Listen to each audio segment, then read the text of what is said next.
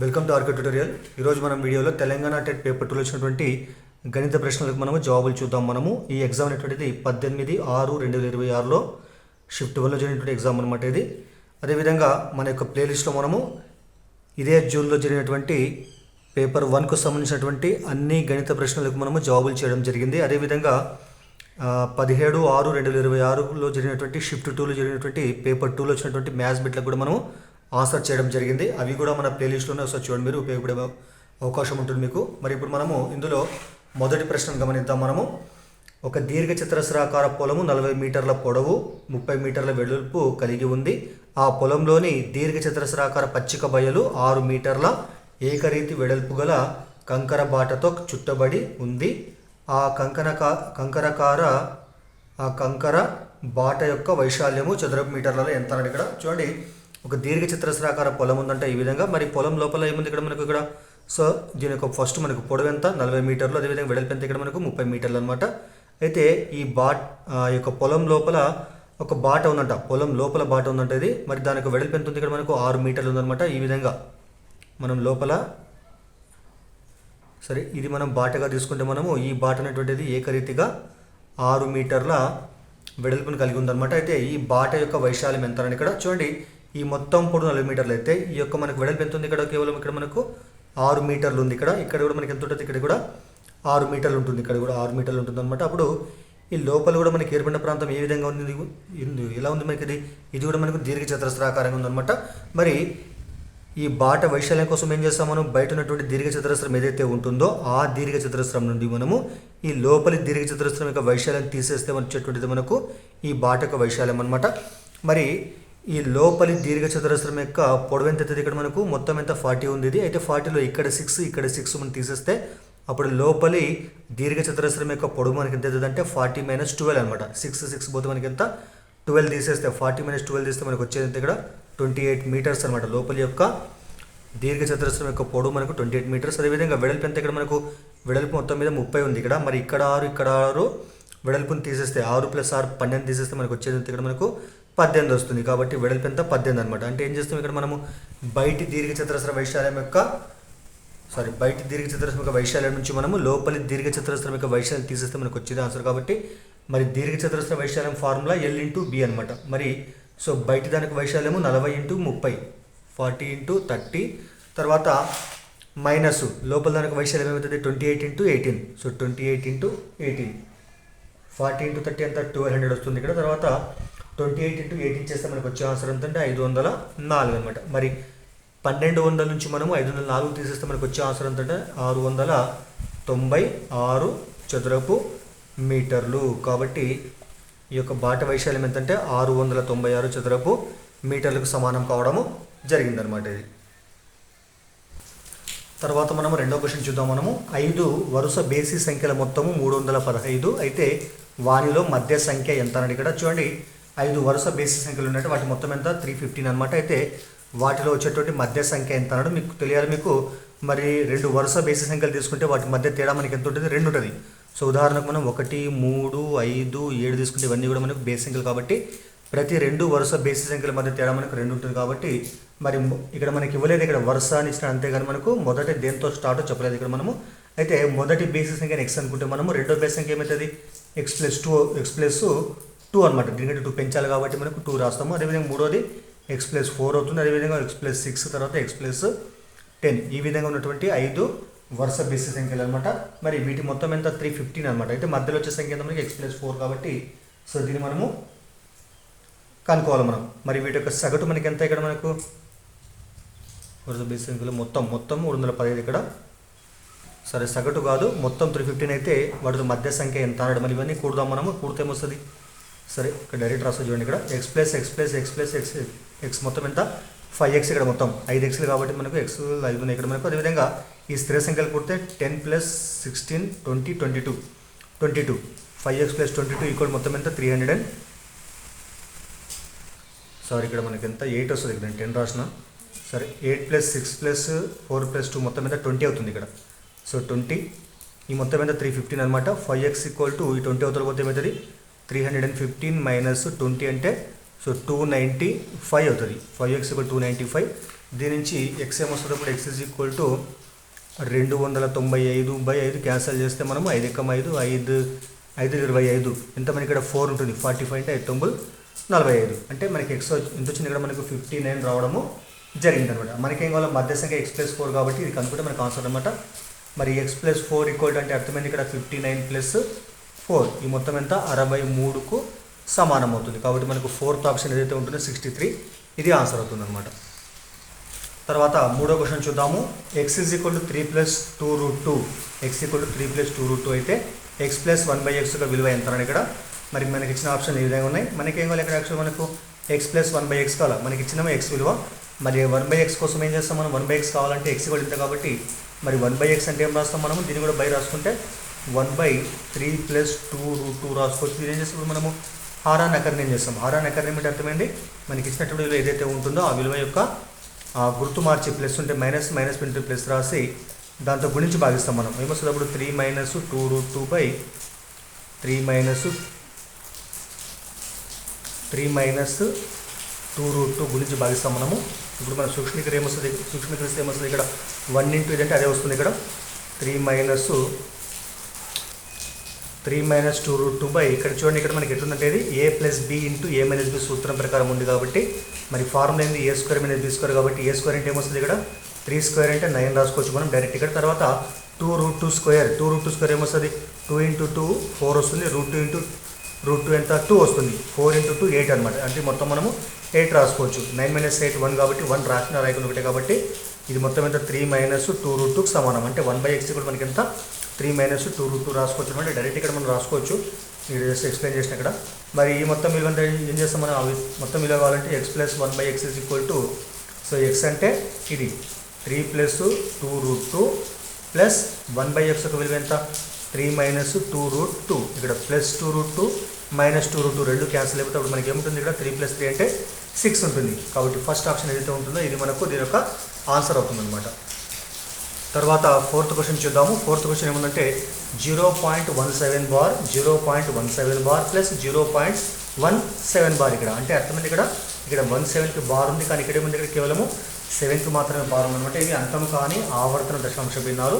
మరి రెండు పూర్తి ఏమొస్తుంది? యాక్చువల్ 0.17 బార్ అంటే అర్థమైంది. మరి 0.17 విధంగా రాసుకుంటూ పోతాము.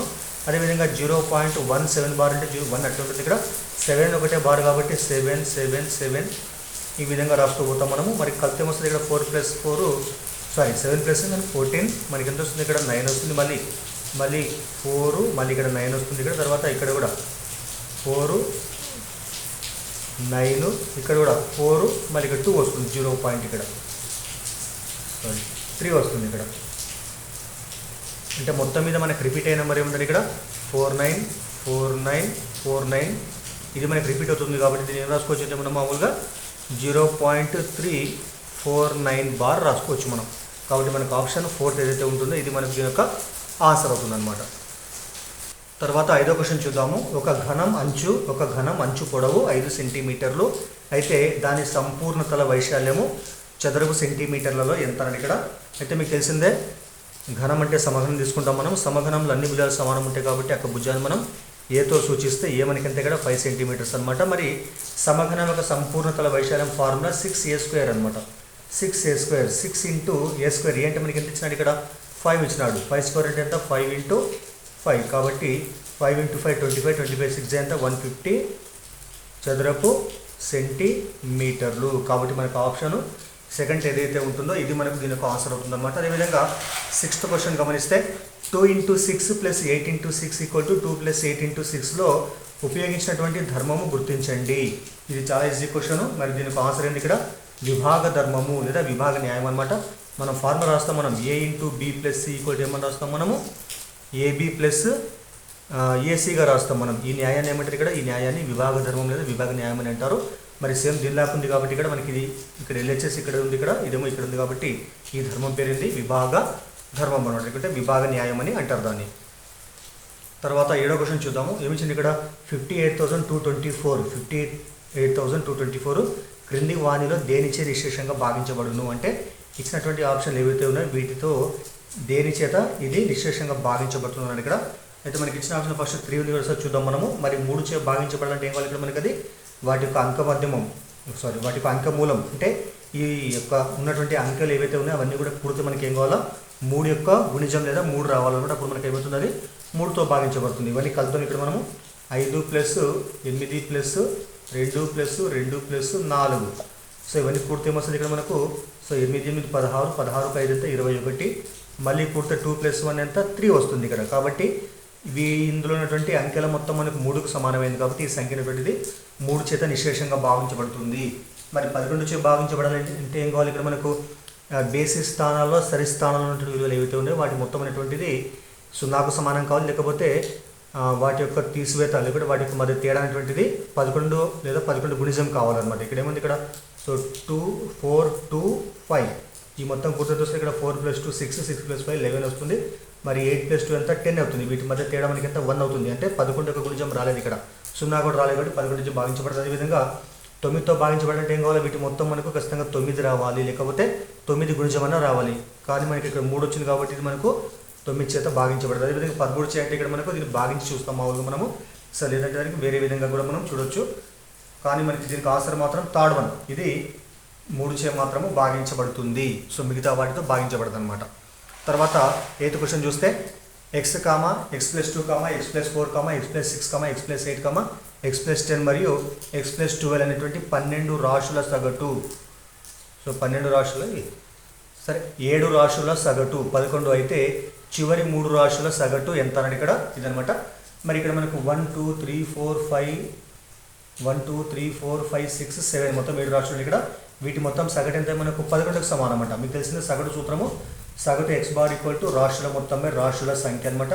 మనకున్న మొత్తం రాశులు ఇక్కడ మనకు 7 ఉన్నాయి కాబట్టి 7 రాస్తాం. అదేవిధంగా వీటి యొక్క సగటు మనకి ఎంత? 11కి సమానం కాబట్టి ఇక్కడ 11 రాసుకోవచ్చు మనం. x బార్ = సిగ్మా fi/fi లేకపోతే xi/n గా రాసుకుంటాం మనం. ఇక్కడ మనకు పౌనపుని లేదు కాబట్టి సరే. ఇక్కడ రాశుల మొత్తం ఏమైతే మనకు అన్ని x ఇక్కడ ఉన్నాయి కాబట్టి x + x మొత్తము 7x అక్కడ 7 x రాస్తున్నాం. అదేవిధంగా స్థిర రాశులు ఏమన్నా ఇక్కడ 2 + 4 + 6 ఇక్కడ మనకు 2 + 4 6, 6 + 6 12, 12 + 8 20, 20 + 10 30, 30 + 12 42 మొత్తం వీటి మొత్తం విలువ 42 అనమాట. మరి దీన్ని సూక్ష్మీకరిస్తే 7 11 77. సో 77 కూడా ఎంత? 7x + 42 అనమాట. మనకి 7x కావాలా? ఈ 42 తొలగిస్తే ఏమైతుంది? మైనస్ అవుతుంది. 77 - 42 ఎంత? 35 వస్తుంది ఇక్కడ. మరి దీని నుంచి x ఏమొస్తుంది? ఇక్కడ x = 35/7 అంటే కొట్టేస్తే ఏమొస్తుంది? ఇక్కడ 7 7 ఇప్పుడు మనకి ఎంత వచ్చింది? ఇక్కడ 5 వచ్చింది ఇక్కడ. కానీ మనకి ఏమడిగింది ఇక్కడ? అయితే 11 అయినప్పుడు చివరి 3 రాశుల యొక్క సగటు ఎంత అన్నాడు. మరి చివరి 3 రాశులు అంటే ఏం తీసుకున్నాం మనము? x + 8, x + 10, x + 12 ఇవి చివరి 3 రాశులు కాబట్టి వాటి విలువ ఎంత అవుతుంది ఇక్కడ? ఇక్కడ x అంటే మనకి 5 వచ్చింది కాబట్టి 5 + 8 ఎంత? 13. అదేవిధంగా 5 + 10 ఎంత? 15. అదేవిధంగా 5 + 12 ఎంత? 17. వీటి యొక్క మొత్తం సగటు ఎంత అన్నాడు. మరి సగటు అంటే రాశుల మొత్తం రాశుల సంఖ్య కాబట్టి ఇటు రాస్తున్నాను నేను ఇక్కడ. తర్వాత 30, 38, 45. సో 45/3 క్యాన్సిల్ చేస్తే ఏమొస్తుంది? 3 × 3 3 15 45 కాబట్టి మనకు ఆన్సర్ ఎంత?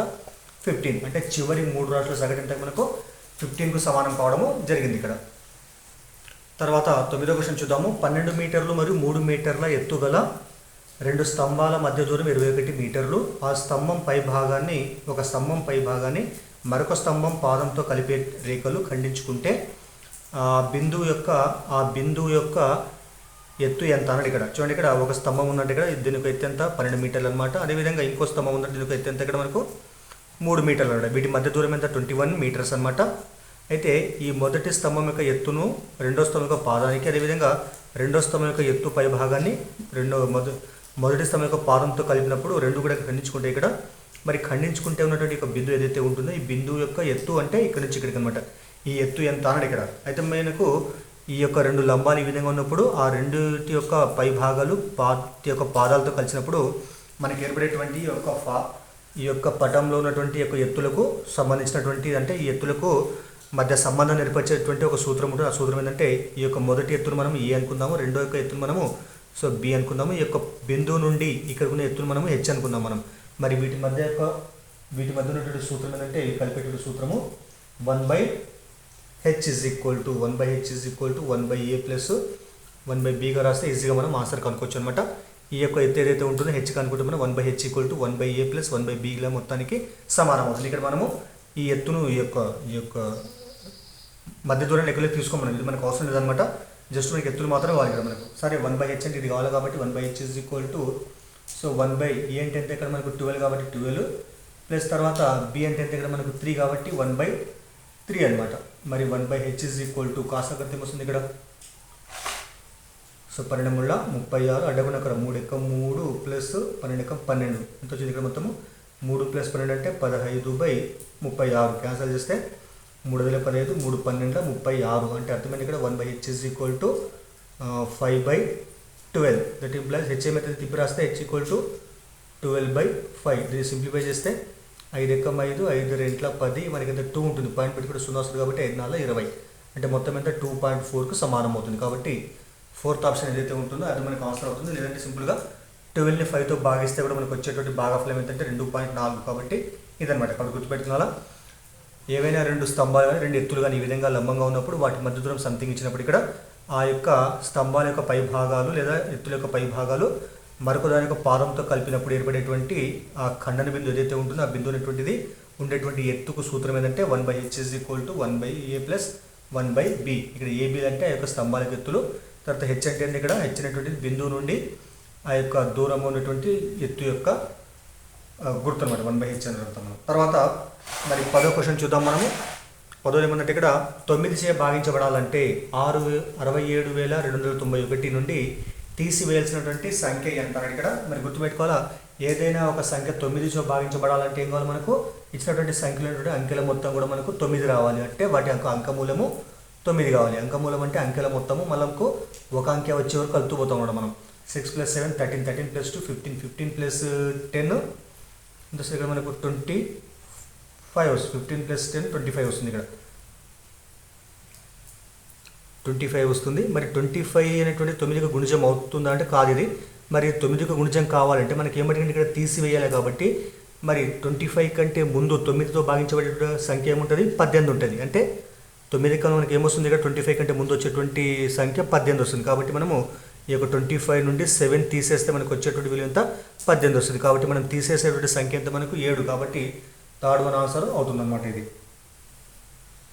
తర్వాత 11th క్వశ్చన్ చూద్దాము. 8 సెంటీమీటర్ల భూమి కలిగిన ఒక సమద్విబాహు త్రిభుజం యొక్క వైశాల్యము 12 చదరపు సెంటీమీటర్లు అయితే దాని చుట్టుకొలత ఎంత అని ఇక్కడ చూడండి. మనకున్నటువంటి త్రిభుజం ఎటువంటిది ఇది సమద్విబాహు త్రిభుజం అనమాట. ఈ విధంగా రెండు భుజాలు సమానం ఉండే త్రిభుజాన్ని ఏమంటారు సమద్విబాహు త్రిభుజం అంటే ఈ విధంగా ఉంటుందన్నమాట. మరి దీని యొక్క భూమి అంటే ఏం చేస్తే ఇక్కడ మనం ఇది భూమి అనమాట. ఇంతుంది ఇక్కడ 8 సెంటీమీటర్లు అనమాట. ఇది 8 సెంటీమీటర్లు ఉంది. అయితే దీనికి వైశాల్యం ఎంత 12 చదరపు సెంటీమీటర్లు అనమాట. అయితే దీని యొక్క చుట్టుకొలత ఎంత ఫర్ ఎగ్జాంపుల్ మనం ఏబిసి త్రిభుజం అనుకుంటే ఏబి అనేటువంటిది ఏసీకి సమానం ఉంటుంది. దాన్ని మనం ఎక్స్ అనుకుందాం. మనం ఇది ఎక్స్ ఇది కూడా ఎక్స్ అనుకుందాం మనము. అయితే చుట్టుకొలత అంటే మనం 3 భుజాల కొలతల మొత్తం x + 8 అనమాట. ముందుగా మనకు వైశాల్యం ఇచ్చినాడు కాబట్టి మరి సమద్విబాహు త్రిభుజం యొక్క వైశాల్యం యొక్క ఫార్ములా ½ × భూమి × ఎత్తు. ఇక్కడ నుంచి ఒక లంబాన్ని గీస్తే మనము లంబం ఎట్లుంటుంది ఇక్కడ దీన్ని సమానంగా 2 భాగాలు విధిస్తుంది అనమాట. లంబ సమద్విఖండనగా చేస్తుంది ఇక్కడ దీన్ని డి అనుకుంటాము. దీని హెచ్ అనుకుందాం మనం. మరి హెచ్ కనుక్కుందాం ఫస్ట్ మనం. మరి సమద్విబాహు త్రిభుజం యొక్క వైశాల్యం ఫార్ములా ½ × భూమి × ఎత్తు కాబట్టి ½ × భూమి అంటే మనకి ఎంత 8 ఇక్కడ ఎత్తు ఎంత మనకి ఎంత ఉంది ఇక్కడ హెచ్ ఉంది. ఇక్కడ ఈ మొత్తం ఎంతకు సమానం 12కి సమానం. ఇక్కడ చూడండి ఇక్కడ సో 2 ఎక్కం 2 4 మరి 4 ఎక్కం 4 3 సో హెచ్ ఎంత మనకు 3 వచ్చింది ఇక్కడ. అంటే హెచ్ ఈక్వల్ ఎంత ఇక్కడ మనకు 3 సెంటీమీటర్లు అనమాట. మరి అదేవిధంగా ఈ లంబం ఏదైతే ఉంటుందో హెచ్ అనేటువంటిది ఈ బీసీని 2 సమాన భాగాలు విధిస్తుంది అనమాట. అంటే అర్థమైంది బీడీ ఎంతైతే ఉంటుందో డీసీ కూడా అంతే ఉంటుంది. మరి ఇక్కడ మనకు మొత్తం ఎంత 8 సెంటీమీటర్లు కాబట్టి బి నుంచి డీకి ఎంత ఉంది ఇక్కడ 4 సెంటీమీటర్ ఉంది ఇక్కడ. ఇదంతా ఇది మనకు హెచ్ 3 సెంటీమీటర్లు అనమాట. మరి ఇక్కడ మాత్రం గమనిస్తే మనం ఇది ఒక లంబకోణ త్రిభుజము. లంబకోణ త్రిభుజంలో పెద్ద భుజాన్ని ఏమంటారు ఇక్కడ కర్ణం అంటారు. మరి కర్ణము యొక్క వర్గం ఏం కావాలా మిగతా భుజాల వర్గాల మొత్తానికి సమానం. దేని ప్రకారం అది పైథాగరస్ సిద్ధాంతం ప్రకారం. కర్ణం అంటే ఎక్స్ కాబట్టి x² ఏమవుతుంది 3² + 4² వీటి మొత్తం ఎంత 3² అంటే 9 4² 16 మొత్తం ఎంత 25 ఏం రాసుకోవచ్చు మనం 5² రాసుకోవచ్చు. కాబట్టి స్క్వేర్ క్యాన్సల్. సో x కూడా ఎంత మనకు 5 వచ్చింది. సో x కూడా ఎంత 5 కాబట్టి చుట్టుకొలత అప్పుడు ఏమవుతుంది 5 + 5 + 8 5 + 5 10 10 + 8 ఎంత 18. సో చుట్టుకొలత మొత్తం మనకు 18 కాబట్టి సెకండ్ ఆప్షన్ మనకు ఆన్సర్ అవుతుంది అనమాట. మీకు దయచేసి వీడియో ఉపయోగపడితే లైక్ చేయండి. అదేవిధంగా ఛానల్ని సబ్స్క్రైబ్ చేయండి. ఇప్పుడు మనం 12th క్వశ్చన్ చూద్దాం మనము. Capital A = x such that x అనేది ఆంగ్ల అక్షరమాలలోని అచ్చు అనమాట. అదేవిధంగా బి ఏముంది ఇక్కడ, b equal to x such that x అనేది ఆంగ్ల అక్షరమాలలోని హల్ అనమాట. అయితే ఏ ఇంటర్సెక్షన్ బి విలువ ఎంత అన్నాడు ఇక్కడ చూడండి. మరి ఆంగ్ల అక్షరమాల మనకి ఏముంటాయి, యాక్చువల్గా అచ్చులు హల్లులు ఉంటాయి. ఇక్కడ అచ్చులు ఉన్న అక్కడ హల్లులు ఉండవు, హల్లులు ఉన్న అక్కడ అచ్చులు ఉండవు. మరి ఏలో ఏమైనా కేవలము ఏ అనేటువంటి సంతులు కేవలం మనకు అచ్చులు ఉన్నాయి కాబట్టి ఏ ఈ ఐ ఓ యు ఉంటుంది. అదేవిధంగా మరి బీలో ఏముంటాయి, ఇవి కాకుండా మిగతా విలువలన్నీ దీంట్లో ఉంటాయి. అంటే BCDF డాష్ మొత్తము జెడ్ వరకు ఉన్నటువంటి మొత్తం అందులో అక్షరాలు ఉంటాయి అన్నమాట అవన్నీ కూడా. మరి ఇందులో మనకు ఏ ఇంటర్సెక్షన్ బి కావాలంటే అర్థమైంది, ఇక్కడ రెండు సంతులు అనేటువంటి ఉమ్మడి మూలకాలు కావాలి. రెండు సంతులో ఉమ్మడి మూలకాలు ఉండవు, ఎందుకంటే ఇక్కడ అచ్చులు తీసేస్తే మిగతావన్నీ హల్లులు. ఇక్కడ హల్లులు వస్తే ఇక్కడ ఏమంటే అన్నీ కూడా అచ్చులే. ఇక్కడ రెండిట్లో ఉమ్మడి మూలకాలు ఉంటాయి కాబట్టి ఏ ఇంటర్సెక్షన్ బి అంటే ఉమ్మడి మూలకాలతో ఏర్పడేటువంటి సమితి కాబట్టి ఇది మనకు శూన్య సమితికి సమానం అవుతుంది, 5కి సమానం అవుతుంది, లేదా ఖాళీ ఫ్లవర్ బ్రాకెట్ అనమాట. సో థర్డ్ ఆప్షన్ ఏదైతే ఉంటుందో ఇది మనకు దీని యొక్క ఆన్సర్ అవుతుంది అనమాట. ఇవి మనకు 1 నుండి 12 వరకు ఉన్నటువంటి క్వశ్చన్లు అనమాట. మిగతా 13 నుండి 24 వరకు, 13 నుంచి 24 వరకు క్వశ్చన్లు ఏవైతే ఉన్నాయో అవి మనము మరొక వీడియోలో చెప్పుకుందాం మనం. సో దయచేసి వీడియో లైక్ చేయండి, అదేవిధంగా ఛానల్ సబ్స్క్రైబ్ చేయండి. Thank you.